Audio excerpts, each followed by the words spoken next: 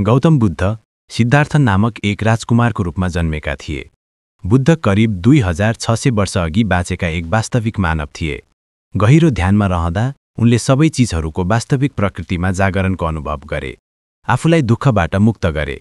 त्यसपछि उनले आफ्नो बाँकी जीवन आफूले सिकेका कुराहरू बाँड्दै बिताए।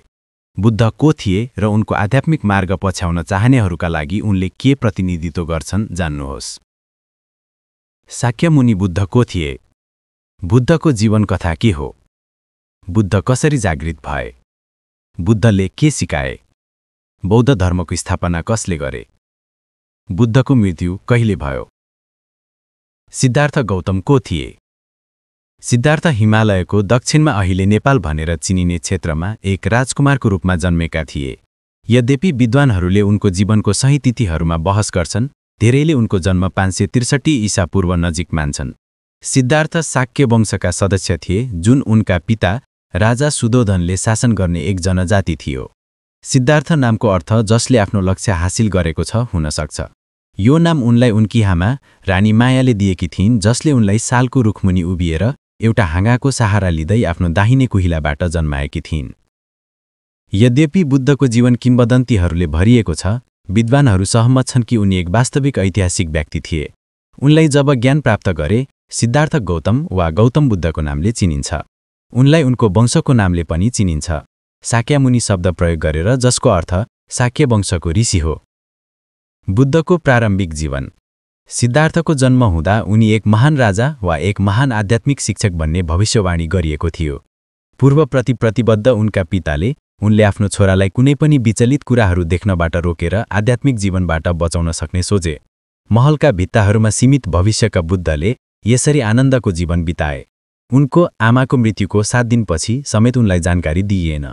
केही विद्रोही गोप्य भ्रमणहरू मार्फत तथापि बुद्धलाई दुःखको सत्यता र बुढेसकाल, बिरामी र मृत्युको अनिवार्यतामा खुलासा परियो।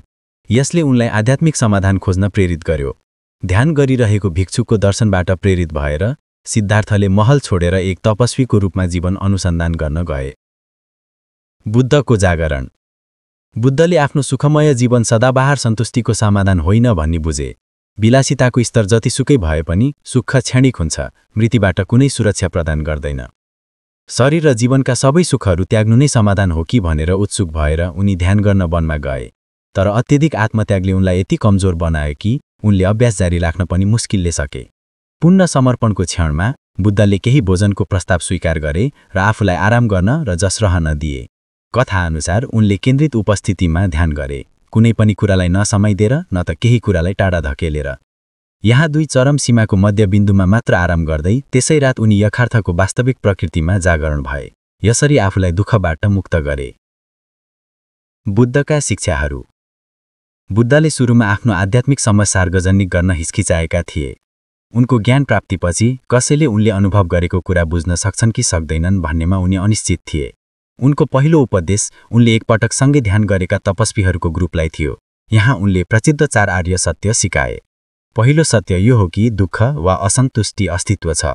दोस्रो र तेस्रो सत्यहरू यही छन् कि दुःखको कारण छ र त्यसैले त्यसको अन्त्य छ। चौथो सत्यले दुःखको अन्त्यको कारण बौद्ध अष्टाङ्गिक मार्गलाई उन्ल्याउँछ। बुद्धले आफ्नो जीवनको अन्त्यसम्म 45 वर्षसम्म शिक्षण कार्य जारी राखे। एक कुशल आध्यात्मिक शिक्षकको रूपमा बुद्धले आफ्नो जीवनभर आफ्ना श्रोताहरूलाई उनीहरूको समझको स्तर अनुसार फरक फरक तरिकाले सम्बोधन गरे। उनका विस्तृत शिक्षाहरूको विविधतालाई बुझ्न मद्दत गर्न महायान बौद्धहरूले उनका शिक्षाहरूलाई धर्मचक्रको 3 मोडमा समूहबद्ध गरेका छन्। बौद्ध धर्मका स्थापना। बुद्धको अर्थ जागृत व्यक्ति वा बोधि प्राप्त गरेको व्यक्ति हुन्छ। बोधिको अर्थ चीजहरू कसरी अस्तित्वमा छन् भन्ने बुझ्ने ज्ञान हुन सक्छ। यो हाम्रो दुःखको समाधान हो, जुन आफैमा केन्द्रित यथार्थको गलत धारणामा निहित छ। हामी स्थायी सन्तुष्टिका लागि हाम्रा सबै आशा क्षणिक चीजहरूमा राख्दछौँ। सिद्धार्थ गौतम आज चिनिने बौद्ध धर्मका संस्थापक हुन्। बुद्धको जीवन कथाले एक महत्त्वपूर्ण पाठ सिकाउँछ। हामीलाई आध्यात्मिक प्रगतिका लागि प्रेरित गर्छ। बुद्धले सबै जीवित प्राणीहरूमा बुद्ध प्रकृति नै तिनीहरूको सार हो भनी सिकाउनुभयो। बुद्ध जस्तै जीवन बिताएर हामी पनि आफ्नो वास्तविक प्रकृतिमा जागृत हुन र बुद्ध हुन सक्दछौँ। बुद्धले सिद्धार्थ जन्मनुभन्दा अगाडि